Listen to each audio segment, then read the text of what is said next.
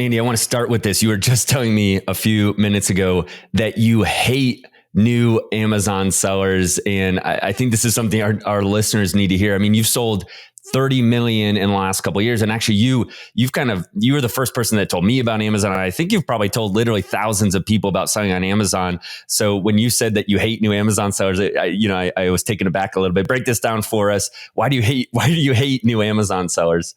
Yeah, that probably sounds opposite of what we always talk about on here. But one of the biggest frustrations that I have, and I'm going to share it here later, is they really do a lot of opposite of what I'm about to share right now. So, one of my favorite guidebooks in life, if you listen to the podcast, you know that it's scripture. I love the Bible. I think that it is a roadmap on how to live a successful life. I think that if you love God and you serve people, you are going to experience the ultimate definition of success. And the Bible is just full of amazing, true stories about people like that love God and serve people, and their life was a shining example of success. One of them is Isaac, Genesis 26:12. If you're familiar with the story. And basically the passage says that Isaac planted crops. And at the time when those crops were come to a yield, he had 100-fold. And so this is a time that everyone else, what they were planning was not being successful, but Isaac was digging in the earth. And if you've ever been around a farmer, you know a farmer, that's extremely hard work. But scripture says that Isaac did that, and then God blessed him with 100-fold. And that's what it takes to run a successful business. I don't care if it's an Amazon business, if it's a local retail brick and mortar business, whatever it is that you're doing, it's going to take a lot of hard work, a lot of effort. And then it's going to take you looking up to God and asking for him to bless it. And unfortunately, Nate, I don't think a lot of people do that.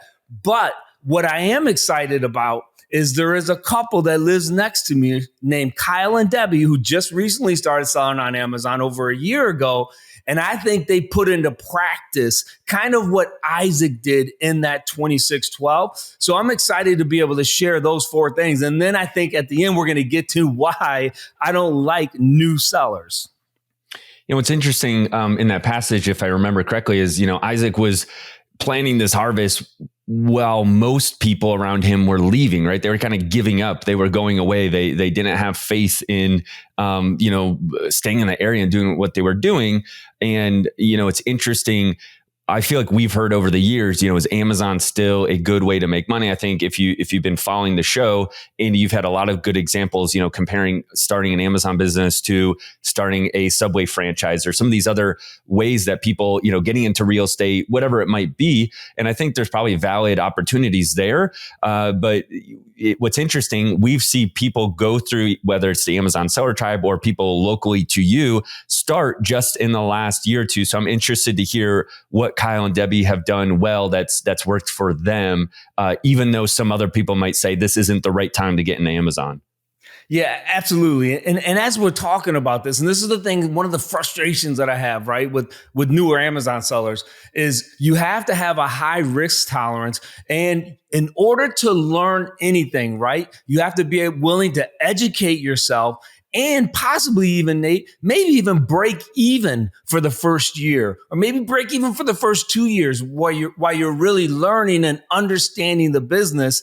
And this is the kind of mindset that I think Kyle and Debbie had when they came on learning Amazon. Again, they live about 10 minutes from me. And generally when local people come to me and ask me to sell on Amazon, I kind of cringe because I don't want to have to hold their hand. And number two is like, there's, for any kind of business, if I was running a landscaping business and someone came to me and said, hey, let me see teach me how to be a landscaper, I would say, okay, you know what? Come work with me, see how hard it is, and then let's see if you're going to be able to finish out. So Kyle and Debbie came and they're doing phenomenal. But here's, I think, four things that they've done really well. Number one is they kept track of their numbers. So about 6 months in, right, Kyle kind of dug in because he wanted to see if the squeeze was worth the juice. And he began to realize that some of the purchases, some of the inventory flips he was making weren't necessarily the best ROI.